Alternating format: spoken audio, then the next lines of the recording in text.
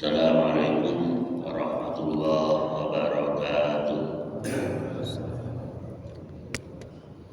Alhamdulillahirabbil alamin wassalatu wassalamu ala asyrofil anbiya'i wal mursalin sayyidina wa maulana Muhammadin wa ala alihi wa sahbihi ajma'in, amma ba'd. Jamaah subuh Bapak Ibu yang dirahmati Allah, kajian subuh pada pagi hari ini akan mengambil tema atau judul 13 sifat orang-orang beriman yang akan disampaikan oleh Ustaz kita, guru kita, yaitu Ustaz Haji Nurholis LC, putra hadir di tempat kita. Demikian waktu dari waktu. Assalamualaikum warahmatullahi wabarakatuh.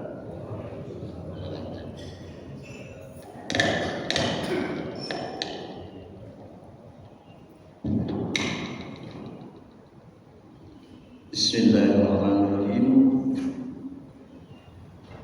Assalamualaikum warahmatullahi wabarakatuh.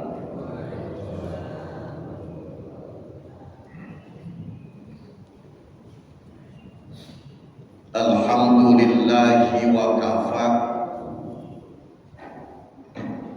Wassalatu wassalamu ala nabiyina Muhammadin al-Mustafa wa ala alihi wa ashabihi ahli sidqi wal wafa, amma ba'd.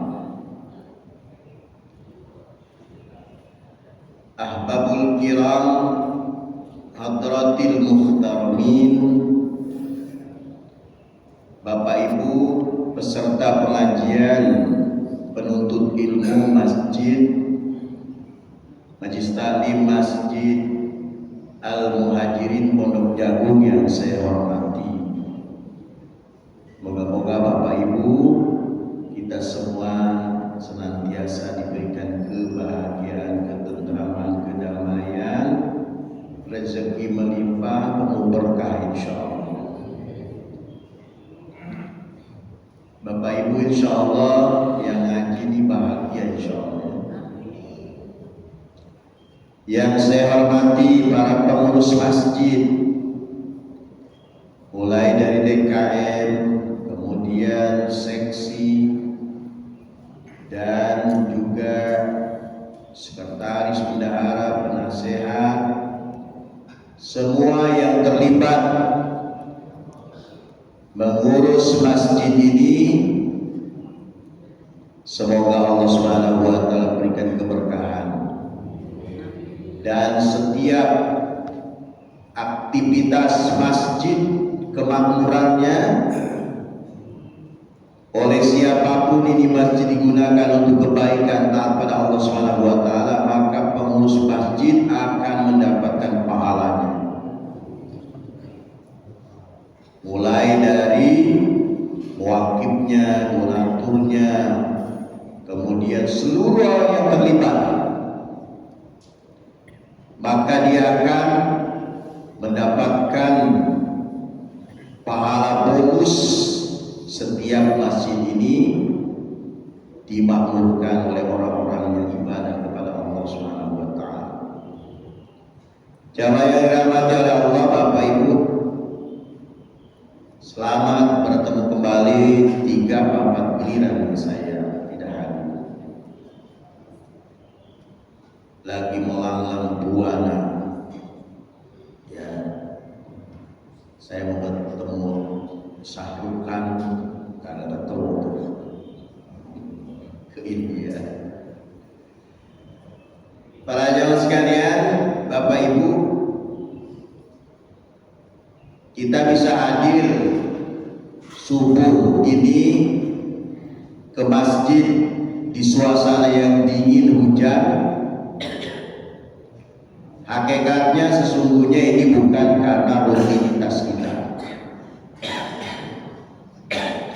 tapi benar-benar anugerah pemberian Allah yang berharga. Kata Rasulullah dalam hadis, orang yang bisa datang ke masjid untuk beribadah, terutama sholat, maka sesungguhnya dia adalah wakil daripada orang muslim lainnya yang tidak ke masjid.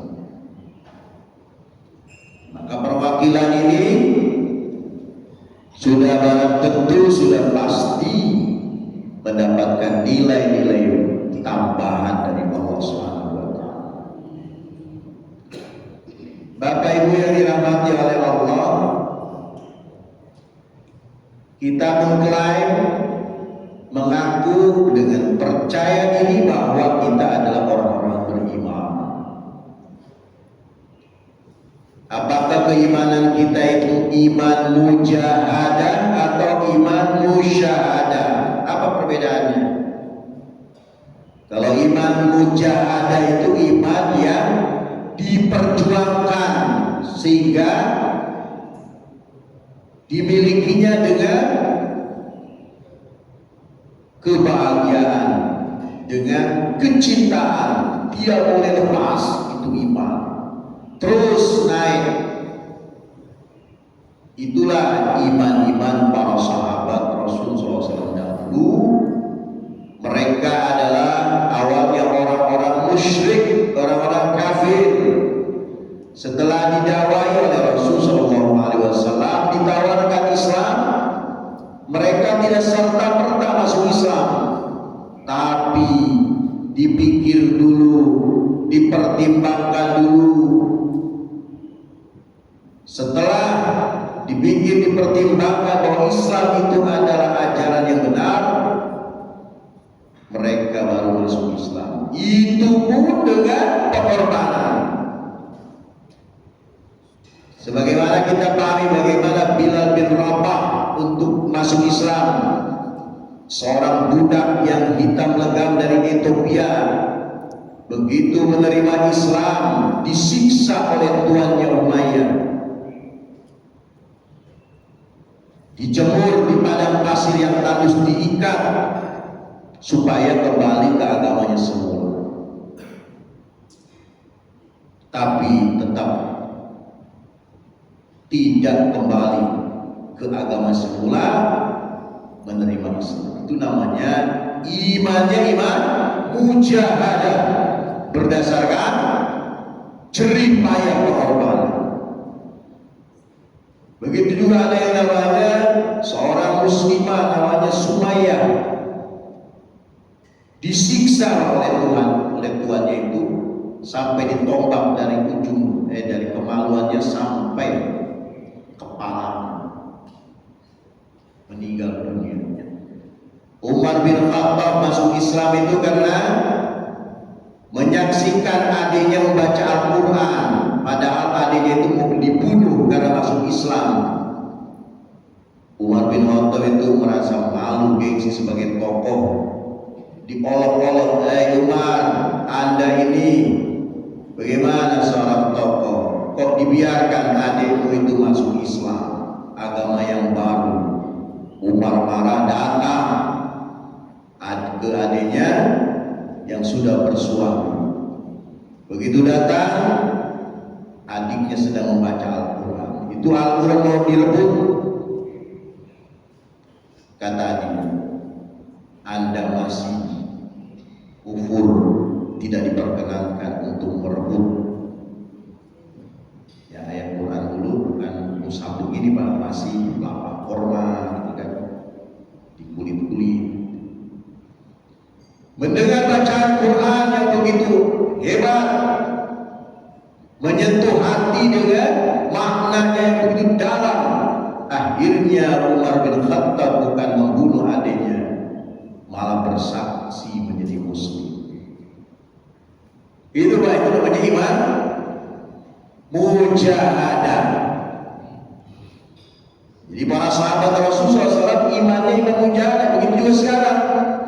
Kalau ada orang-orang dari orang kafir, dari Kristen, dari Katolik, dari Buddha, dari Hindu, dari Konghucu, ya, dari Kejawen, masuk Islam dengan hasil penelitiannya seperti para pendeta, para biksu, para biarawati, para pastor, para kardinal, menerima Islam, itu kan jerih payahnya Pak. Maka itu namanya imannya iman mujahadah. Yang kedua, ada orang beriman, imannya iman musyahadah. Iman hanya penyaksian saja. Kalau tidak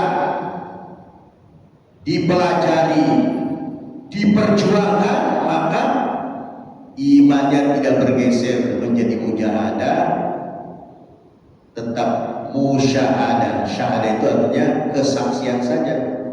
Nah, ini iman-iman orang Islam yang dari lahir sudah Islam, bapaknya nggak ibadah, anaknya juga ikut nggak ibadah. Yang penting statusnya saja di kolom kartu penduduk, KTP, kartu tanda penduduk Islam, tapi tidak melaksanakan keislaman. Ya, ini namanya Islamnya Islam musyahadah. Maka kita ingin Islam musyahadah kita yang dari kecil, kita dari lahir Islam, kita memiliki Islam dan iman mujahadah.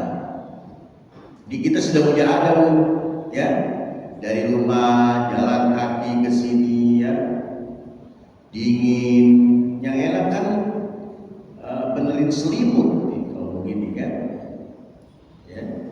Tapi karena kita iman kita sudah masuk naik grade iman mujahadah, kita dapat. Nah, yang terpenting Bapak Ibu adalah istiqomah. Ya. Khairul amal adwamuha wa in qalla. Sebaik-baik perbuatan itu istiqomah walaupun sedikit. Istiqomah itu jejak aja, konsisten, teguh pendirian, apapun yang terjadi. Saya biasa sholat subuh berjamaah, dan kalau ada pengajian, ngaji. Kalau perlu ada kerinduan, saya rindu dengan pengajian ini. Kok cuma sepekan sekali, kok cuma sehari sekali. Saya ingin ngaji itu sehari 5 kali, 5 waktu ada pengajian, ada kerinduan. Nah, disitulah kita baru memahami. Dengan istiqomah, insya Allah iman kita iman mujahadah. Ini ada ulama memberikan satu sifat-sifat orang-orang beriman. Ibu boleh dicatat nih Bu ya. Yang pertama ada 13 sifat-sifat orang beriman. Ini hanya akan bisa dipahami apabila kita ada pengorbanan. Jadi ngaji itu Bapak Ibu tujuannya adalah menghilangkan kesalahpahaman maksud tujuan hidup. Kalau kita nggak belajar agama dengan intens, dengan benar, dengan seksama, kita ini akan salah paham tentang kehidupan. Ya, banyak orang yang salah paham karena tidak mau belajar agama, tidak mau berkorban. Banyak salah paham. Contoh salah paham urusan harta yang diberikan oleh Allah. Ya, orang banyak salah paham. Dikira harta itu harus dipegang, digetok, atau digetok tuh. Nah, harta itu didepositokan, ditaruh di bank uang, kemudian renovasi rumah, beli kendaraan, beli pakaian yang bagus-bagus, yang ada juga masih layak, makanan sesuai dengan selera, ya. Nah, ini kesalahpahaman yang lebih parah lagi, dianggap ibadah itu adalah untuk mencari kekayaan dunia. Padahal kata Rasulullah SAW, ad-dunya majra'atul akhirah. Dunia adalah sarana, ladang, tempat bercocok tanam untuk panennya nanti akhirat. Jadi ada orang ibadah nih dengan harapan usahanya maju, dengan harapan bisnisnya goal, dagangnya untung besar, ya, itu namanya salah paham. Kalau salah paham dalam beribadah, nanti jadinya putus asa. Bertahun-tahun rajin ke masjid, tiba-tiba berhenti, padahal tidak sakit, tidak pindah rumah, ya. Waktunya juga ada. Ditanya sama temannya, kenapa Bapak sekarang ke masjid lagi? Jawabnya, saya ke masjid mulu rajin, tetap aja saya susah, gak ada perubahan apa-apa. Itu namanya salah paham. Dikira orang ngaji, orang ibadah, orang tahajud, orang baca Quran, orang zikir nanti jadi kaya. Ini si Aguan tuh yang punya pik 2 nggak pernah zikir tuh. Dia bisa punya sertifikat laut. Nanti kita bagi sertifikat udara, langit kita bikin sertifikat, ya. Itu jadi orang-orang kafir kaya-kaya. Developer perumahan Bumi Serpong Damai atau Bumi Sion Damai, nggak ada tuh orang Pondok Jagung, semua orang Cina semuanya, ya. Jadi kalau ibadah itu diukur dengan kekayaan, murtad kita. Jangan diukur dengan orang kekayaan. Itu dia rajin banget ke masjid, susah ya. Terus apa hubungannya? Tidak ada hubungannya. Kekayaan itu syai'un akhar. Kalaupun ada orang yang rajin ibadah, itu kaya. Seperti Nabi Sulaiman. Apa kata Nabi Sulaiman? Ada min fadli rabbil yang duani asyuram aku. Ini semua kekayaan, kekuasaan sampai bisa bicara dengan semut, ya, dengan hewan, tumbuh-tumbuhan, sebagai raja, kekayaan yang melimpah. Itu Nabi Sulaiman. Tapi apa kata beliau? Ini semua adalah anugerah pemberian dari Tuhanku. Tujuan Tuhan memberikan ini semua untuk menguji aku, liyabluwani, agar menjadi ujian bagi apakah aku menjadi hambanya yang bersyukur, taat semakin sempurna, atau yang kufur, nikmat. Bapak Ibu yang dirahmati oleh Allah Subhanahu wa taala, maka ngaji bisa menghilangkan kesalahpahaman hidup, penggunaan harta diri dan waktu itu untuk kepentingan taatan Allah Subhanahu wa taala. Sifat-sifat orang beriman kata ulama ada 13. Yang pertama, ada rasa mahabbah kepada seluruh makhluk Allah, rasa cinta, Bapak Ibu, ya. Ini ciri-ciri orang beriman. Satu, memiliki rasa cinta kepada seluruh makhluk Allah, kepada manusia, kepada tumbuhan, hewan, ya. Ada rasa mahabbah, kecintaan. Ibu-ibu kalau melihat kucing yang bukan milik kita, apalagi kucing itu korengan, borokan, lalu mendekati kita ketika makan, apa reaksi ibu? Apakah dikasih makan? Apa ditendang? Apa digebuk pakai sarung? Ayo, itu kalau kucing bisa kita pahami, ya, pembicaraannya, dia mengeong. Emang salah apa saya? Saya cuma nungguin tulang. Kok saya diusir gitu? Kalau ada kucing liar, ya, di mana-mana mendekati kita, kan kalau kita lagi makan pecel lele itu suka ngoel-ngoel. Kalau perlu beliin pecel lele. Serius, saya sering begitu, Bu. Itu makhluk Allah. Nah, makanya kehidupan orang-orang yang beriman itu berkah, ya. Tuh lihat yang merah kucing itu, saudara kita Pak Haji, berkah ya.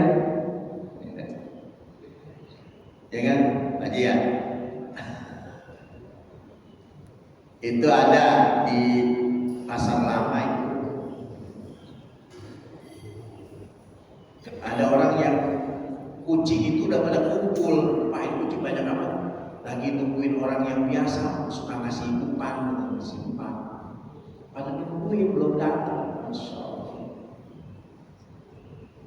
Daripada punya makanan dibuang ke got berat dengan kucing itu.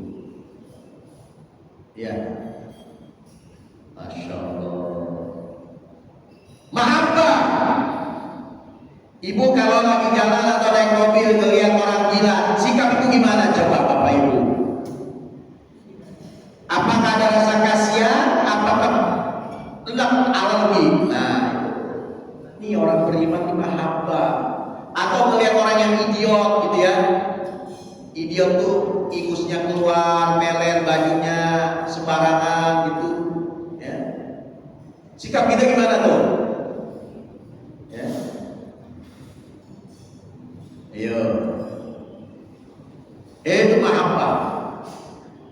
Nah, ibu-ibu di rumahnya mungkin suka ada memelihara pohon-pohon pot ya, di bunga, di pot ya kan? Kalau kemarin ibu memeliharanya hanya untuk penghijauan, hanya senang saja, sekarang ditambah niatnya. Saya niat mahabbah kepada pohon-pohon. Maka jangan sampai itu pohon sampai kering, lupa, girang. Karena dia makhluk Allah, dia mendoakan. Seluruh makhluk Allah itu kecuali setan mendoakan kepada orang-orang beriman, baik yang ada di air ataupun di daratan.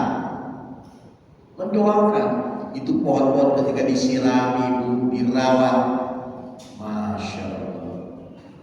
Saya kemarin dapat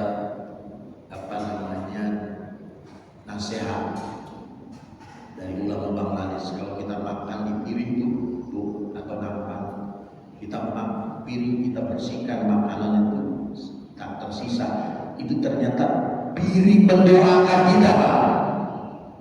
Mendoakan kita supaya kita menjadi ahli surga. Seluruh benda-benda yang berhubungan dengan kita nanti yaumul mahsyar akan jadi saksi. Maka orang beriman harus memiliki sifat mahabbah kepada seluruh makhluk kecuali kepada setan ya. Apalagi kepada keluarga, ibu kepada suami. Sering-sering suami itu dipeluk, begitu juga suami memeluk istri, pegang kepalanya, doain Allahumma faqihna fiddin wa alimna bittaqwi. Jadi ada rasa mahabbah. Nih saya praktekkan cara kita berjumpa dengan orang-orang yang kita cintai tapi yang mahram ya. Itu Rasulullah SAW membiasakan kalau ketemu, apalagi jarang ketemu, dengan mahabbah melakukan pertemuan itu dengan mu'anaqah. Saya praktekkan dengan Haji Suito. Haji Suito. Ini namanya kita mahabbah baru ketemu mu'anaqah begini Pak. Nah, mu'anaqah ini tengkuk dengan tengkuk bertemu. Ini kebiasaan Rasul dengan para sahabatnya, ya. Begini, bukannya pipi yang diaduin, ntar LGBT lagi. Gitu Pak ya. Itu namanya mu'anaqah. Mu'anaqah tuh tengkuk ketemu tengkuk. Jadi ibu-ibu di pengajian tuh jangan sama gurunya doang. Kalau perlu sama orang yang paling miskin, sama pembantu kita, itu. Karena dalam Islam itu tidak mengenal kasta. Ini mau bersalaman, pelukan, kalau sama istrinya lurah, istrinya camat, sama pembantu belum pernah. Gengsi, beda kelas. Padahal kata Allah, inna akramakum indallahi atqakum. Sesungguhnya orang yang paling mulia di antara kamu itu adalah orang yang paling takwa. Bukan karena nasab, keturunan, status sosial, ya. Ibu-ibu pernah gak ngiruin suami ketika bertemu dengan ada suami kita lagi bertemu dengan ibu camat, anggota dewan perempuan. itu suaminya dicuekin, ya, ngobrol malam itu cakap cekik, laki menungguin kayak tukang ojek. Nah, itu jangan sampai. Perkenalkan, ini suami saya yang paling ganteng. Gitu. Inilah orang yang paling berjasa dalam kehidupan saya. Jadi saya gitu Pak. Kalau pertemuan dengan siapapun, ini istri saya. Gitu. Jadi ada mahabbah. Ya Bu ya. Mahabbah itu bisa diwujudkan dengan sikap perilaku, kadang dibutuhkan juga dengan suara, dengan kata-kata. Ya, misalnya seorang suami yang sudah tua renta, cucunya udah berjibun, banyak cucu ya, sudah sepuh, bilang sama istrinya, "Assalamualaikum, istriku yang cantik, tadi ngapain?" Gitu. Padahal kepeok, ya, gigi udah gugur, penglihatan kabur, kulit kendur, uban bertabur. Tapi kita bilang cantik, 40 tahun yang lalu cantik gitu. Sekarang udah kendor juga wajar aja, spare partnya pada loncat, kan kita pakai terus. Jadi ada mahabbah, ya Bu ya. Saya lihat kisah B.J. Habibie, Profesor Dr. B.J. Habibie, Presiden ke-3, ya. Dia bercerita dalam bukunya itu dari intisari, kesimpulan bukunya, hidupnya sedih. Anaknya ada di Amerika, di Australia, sukses. Begitu Ibu Ainul meninggal, dia sendirian di rumah dengan kerapuhan jasmaninya sudah mulai sakit-sakitan, sedih sendirian, hanya pembantu, gak ada teman ngobrol.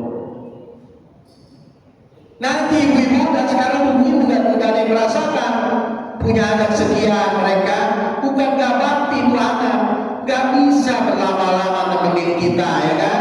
Anak kita bilang, "Ibu, Bapak, kami bukan gak sayang sama orang tua, kami juga punya keluarga. Maaf ya Bu, gak bisa lama-lama nginep di sini. Ayo, tinggal kita berdua suami istri, ya udah punya nenek aki-aki. Paling sewaktu-waktu kita ketemu cucu, ya." Maka oleh karena itu bapak-bapak yang punya istri, ya, kecuali Haji Marsali Sayyidullah, jangan galak sama istri, ya. Jangan galak sama istri. Lembah lembut, mahabbah. Ya. Ini kadang-kadang ibu-ibu juga begitu kalau ngomong sama Pak Lurah, kelmai-kelmoi gitu. "Ya ada apa Pak Lurah?" Bilang suami, "Ada apa?" Wih, itu ya. Jadi justru kalau berbicara dengan orang yang bukan mahram, ibu harus tegas. "Ada apa Pak Lurah? Ada apa Pak?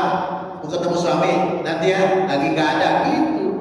Jangan kelmai-kelmoi, itu suaranya aja bisa jadi aurat ibu-ibu tuh. "Ada apa ya Pak? Nanti saya kasih tahu Pak suami saya ya." Di telepon itu. Sekarang orang banyak yang halwat itu melalui media sosial, ya. Curhat sana, curhat sini, sama suaminya nggak pernah suruh curhat. Ya, itu juga suami harus lemah lembut kepada istrinya, ya. Mahabbah, itu ciri-ciri orang beriman, ya Bu ya. Harus dipraktekkan, walaupun saya nggak biasa Pak, ribet, kaku, ntar bilang, suami gue yang ganteng, ntar jidat kita dipegang, mau mandi besok ya. Nggak apa-apa. Ibu ketemu teman, tetangga di pengajian, "Ibu apa kabar? Masya Allah ibu makin cantik aja." Itu Bu, kalau teman dibilang begitu tuh jalannya kayak bebek telur. Ibu bisa aja.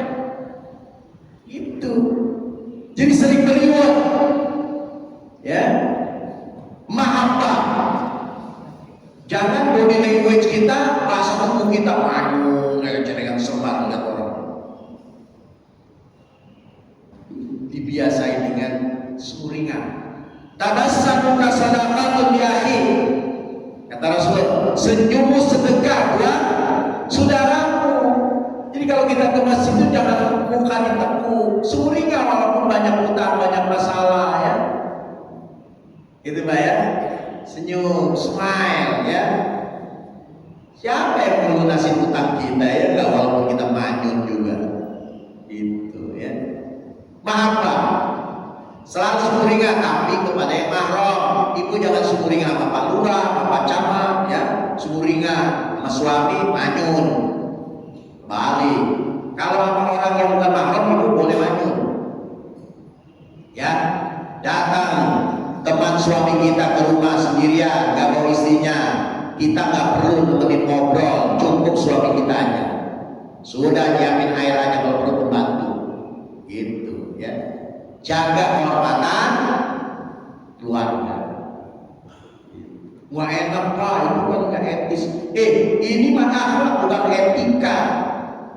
Ya. Jadi wanita itu tidak boleh banyak berinteraksi dengan laki-laki yang bukan mahram kecuali darurat, berobat, nggak ada dokter perempuan misalnya gitu. Itu jaga kehormatan diri ya, paham. Di kita nih pergaulan kita masih liberal. Kalau di tempat kondangan ketemu kawan lama, wah laki kita nggak dicuekin, ngobrol lah, tepok-tepok, undang, kemana aja mas? Dulu kita waktu di sekolah ya, plong gitu. Masya Allah, merasa ketemu, nggak boleh ya. Yang kedua, sifat orang yang beriman kata ulama, rela berkorban, korban harta diri dan waktu serta perasaan. Ya, rela berkorban, korbankan seluruh anugerah dari Allah Subhanahu wa taala itu kepentingan ketaatan pada Allah. Maka dengan banyak berkorban, kita makin paham maksud tujuan hidup. Ini lucu nanti di bulan puasanya ada aja orang kontrakannya banyak, tapi begitu datang ke masjid merasa dia tokoh, menjelang maghrib bukannya bawa makanan buat takjil untuk menambah buat buka, malah nanyain ke pengurus masjid, udah ada yang membawa nasi kotak belum? Biasanya suka ada, dia bawa pulang, udah buka di situ, bawa pulang lagi. Itu namanya orang tolim. Bukannya berkorban, malah bawa orang yang hasil berkorban. Itu ya. Nah, ibu-ibu di sana tuh di daerah mana kali itu kalau pengajian ada makanan yang tasnya penuh itu. Ada di rumah juga nggak dimakan. Buat di sini. Kita jaim ya Bu ya. Jadi rela berkorban. Korban harta. Ini penting Bapak Ibu. Di dalam surah Al-Munafiqun Allah Subhanahu wa taala berfirman, "Fikum mimma razaqnakum min qabli ayati alakumul maut." Berinfaklah kalian sebelum datang kepada kalian kematian. Fayaqulu rabbi laula akhartani ila ajalin qarib. Nanti ada penyesalan bagi orang-orang yang tidak mau berinfak waktu hidup di dunia. Ya Tuhan, udah masuk neraka tuh baru dia teriaknya, Tuhan, andaikan Engkau tangguhkan umurku di dunia sebentar saja, fasodah, saya pengen sedekah. Bukan dia pengen sholat, pengen zikir baca Quran, yang diucapkan tetap fasodah, saya ingin sedekah. Maka ibu-ibu, masya Allah, tiap subuh bawah itu infak subuh itu pahalanya beda ya. Gak usah gede-gede ya, 50.000 setiap subuh ya. Enggak, ibu-ibu di sana nih kalau suaminya kan udah pensiun ya, dipegang kan sama istrinya tuh duitnya. Itu Bu, ini hari Jumat Bu, minta dong buat infak ke masjid. Berapa Pak? 50.000. Gede amat. Gede amat. Udah 10.000 aja atau 5.000 gitu. Kalau buat Allah perhitungan banget. Giliran dia, Pak aku mau ke pasar nih belanja. Ini 100.000. Kecil amat. Ayam itu cuma 1 ekor itu yang 8 on. Kalau ke pasar dikasih duit 100 ribu aja bilang kecil. Sekarang serba mahal. Buat apa? 50 ribu buat apa? Nah, berarti belum terbiasa berkorban ya.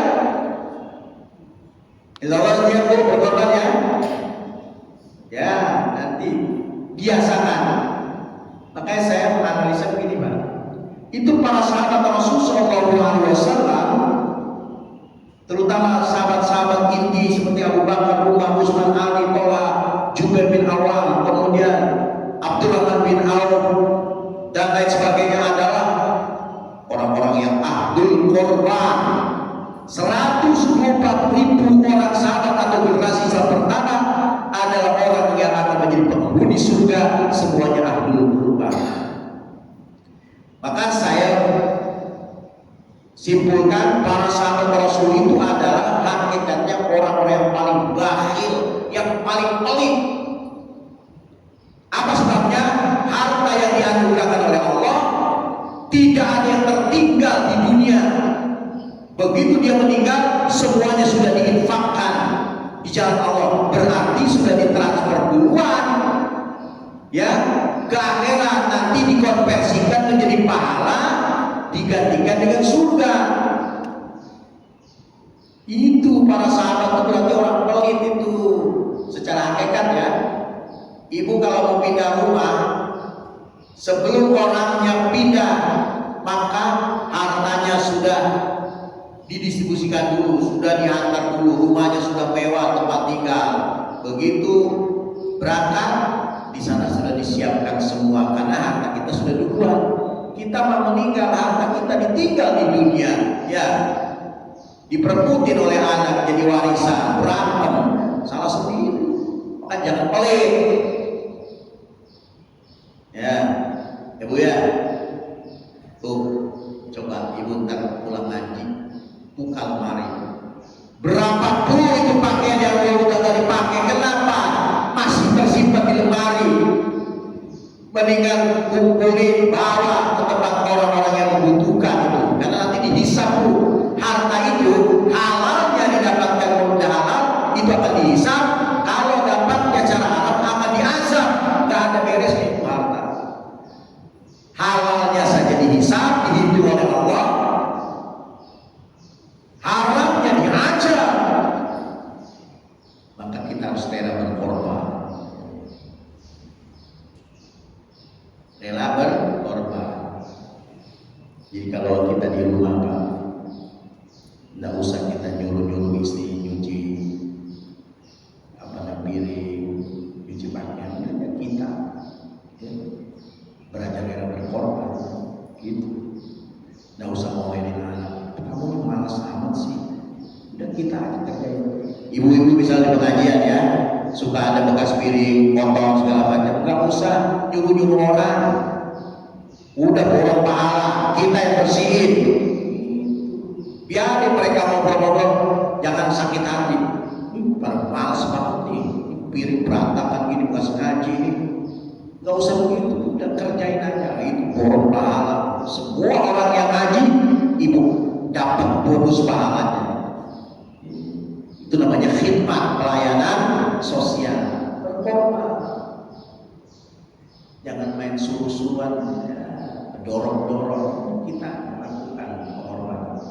Karena ada orang yang malas gitu ya, kalau bertamu, kalau di pengajian malas gitu.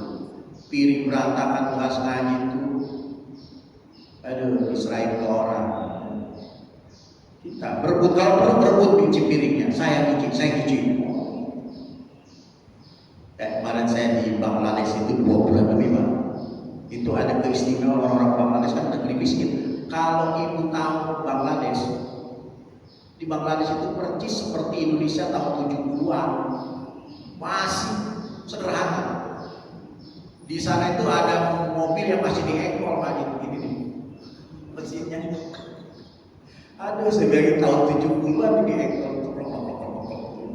Terus saya bilang di kota Dhaka, saya mau ke markas tabligh, kalau naik bis kan emang bener kayak di YouTube tuh, aja dikotok-kotokin sama timer ya pada hancur tuh.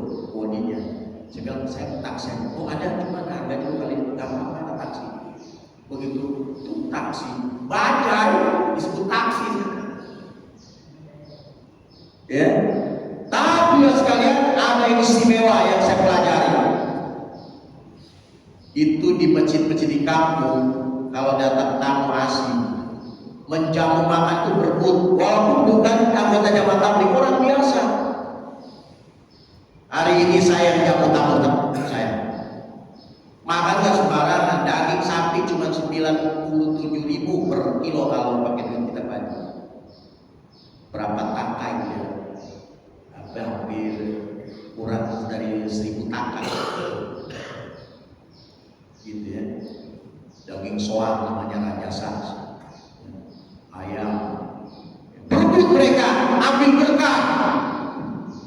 Bahkan itu kalau saya belanja ke warung-warung, kalau di atas 50.000, di bawah 50.000, gak pernah ada yang menerima uangnya.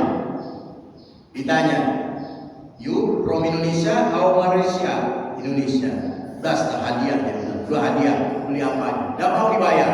Padahal bukan jamaah tabligh, itu udah kebiasaan tradisi orang-orang Bangladesh terus. Ada lagi yang perlu kita contoh. Suka ada ibu-ibu bawa anak ke masjid, bawa kelas. Saya kira mau minta duit gitu. Begini nih.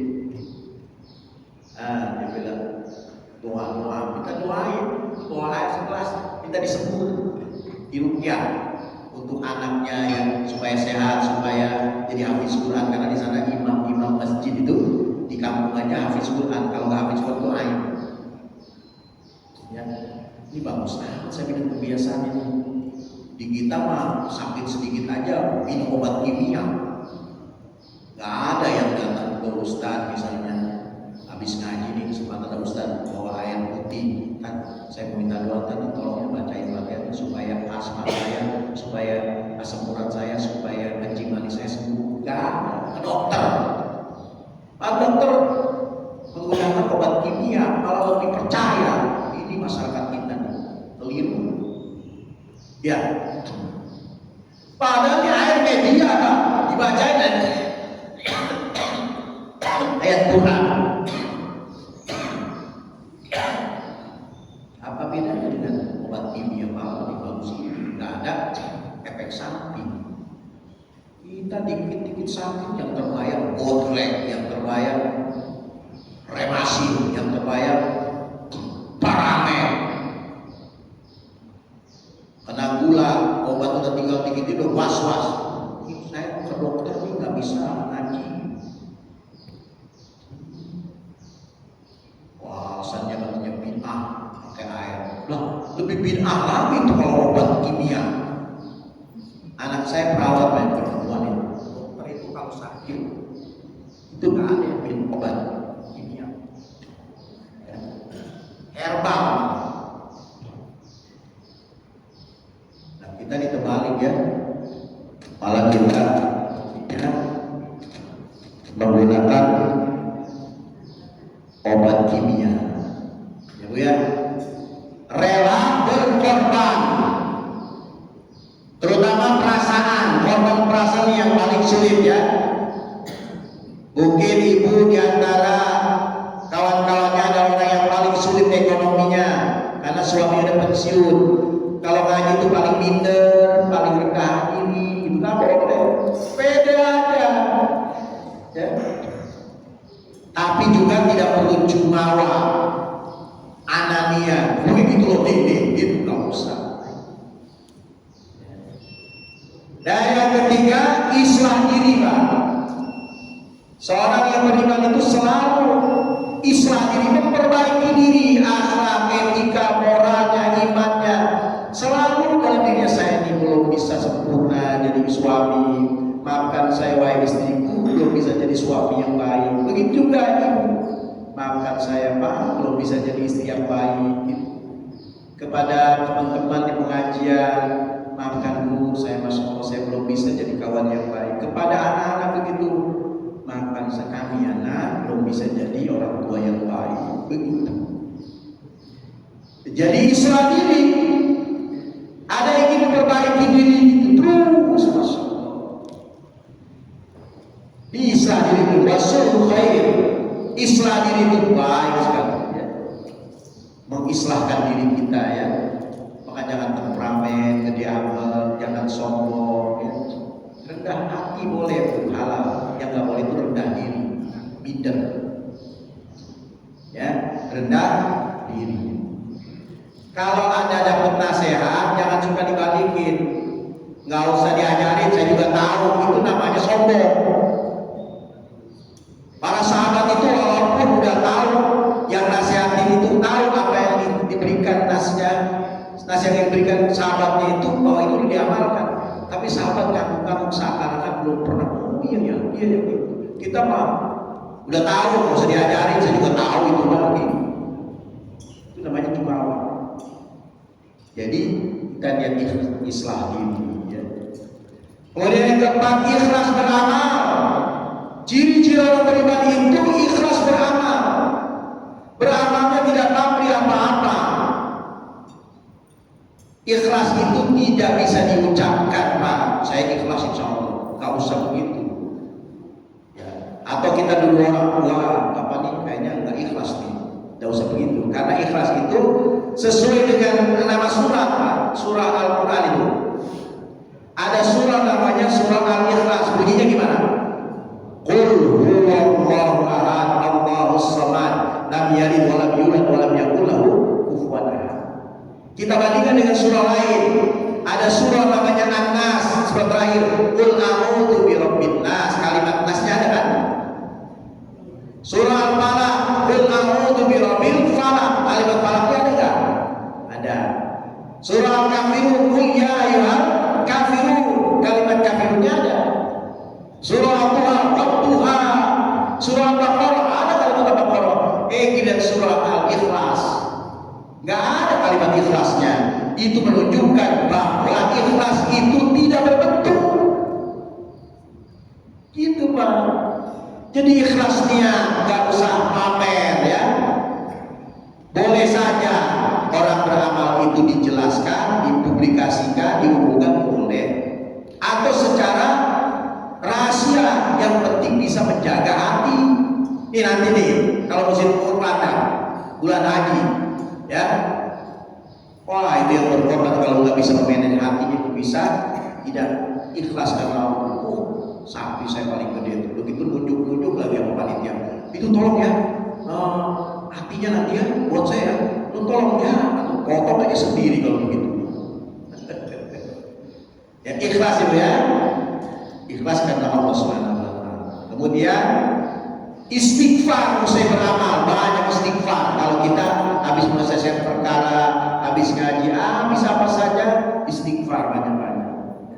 Kemudian yang keenam, sabar dan tahan uji menghadapi hidup ini. Ya. Kemudian yang ke-10, menisbatkan diri hanya kepada Allah.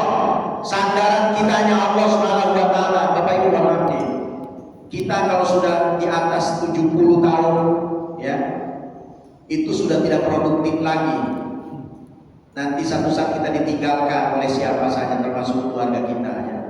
Kalau ada rapat-rapat di keluarga, udah dia nggak usah diundang, udah ujur, udah ditinggal, udah gak produktif, ya kan? Sekarang aja kita masih gagah ya, di bawah 50 kan masih gagah. Ya, nanti kalau udah tua renta, nggak diro orangnya, maka kita harus banyak menisbatkan diri pada Allah. Ya. Sadarkan diri kita, teman curhat kita yang paling ideal adalah Allah. Sudah, komunikasi hubungan dengan Allah, curhat dengan Allah. Kemudian dapat tidak mudah putus asa. Ya, seorang yang beriman itu 9, tabah bagaikan unta. Unta itu jalannya pelan tapi pasti tabah menghadapi keadaan. Dan yang ke-10, tawan bagaikan bumi. Orang beriman itu rendah hati. Bumi itu menghasilkan rezeki buat kita, Bapak Ibu ya, tumbuh-tumbuhan, tapi dia siap diinjak-injak ya, dikencingi, kemudian dijadikan tempat buang air. Itu tawadu. Kita juga tawadu di semua Bapak Ibu ya, tawadu, tahu warna duit. Ya. Yang ke-11, tegak teguh pendirian bagaikan gunung. Orang beriman pun tegak, teguh, tidak mudah goyah. Baru disindir sedikit aja nggak mau ngaji. Rapat pengurus masjid, begitu pendapatnya diterima, ngambek. cemen ya. Teguh pendirian seperti gunung ya. Wa ilal jibali kaibatu sibak, bagaimana gunung ditancapkan ya. Yang ke-12 berwawasan luas seperti langit ya, tidak sempit wawasannya ya, tidak mudah menyimpulkan persoalan dengan caranya sendiri, wawasannya luas orang beriman itu. Yang terakhir istiqomah atau konsisten seperti matahari, tidak pernah mangkir dari tugas terbit. Itu ya Bapak Ibu, semoga Allah membimbing kita semua ya untuk menjadi orang-orang beriman dengan 13 kriteria ini insyaallah ya. Semoga Allah membimbing kita semua Bapak Ibu ya. Sisa-sisa umur kita ini kita manfaatkan untuk taat pada Allah, bebaskan dari segala macam hal-hal buruk yang datang ke jiwa kita insyaallah. Saya kira itu Pak ya. Semoga Allah bimbing kita semua Bapak Ibu. Sampaikan dulu kepada teman-teman di grup WA, pengajian setiap hari Ahad di sini subuh pahalanya lebih besar dengan tidak meninggalkan program pengajian ibu-ibu ya. Insyaallah ya Pak, Bapak Ibu. Demikian. Kalau mau bertanya nanti kita sambil sarapan insyaallah. Bismillahirrahmanirrahim. Alhamdulillahirabbil alamin. Dan ya fadil masjid ya awwal al-amrin ya akhir al-akhirin ya dzal quwwatil matin ya rahimun masakin al-rahimin. Allahumma hadina wa hadina waj'alna sababan liman ihtada wa man adalla anfusana wa in taghfir lana wa tarhamna wa tasirin. Rabbana atina fid dunya hasanah wa fil akhirati hasanah wa qina adzabannar. Fatiha subhanallahi wa bihamdihi. Wassalamu alal mursalin walhamdulillahi rabbil alamin.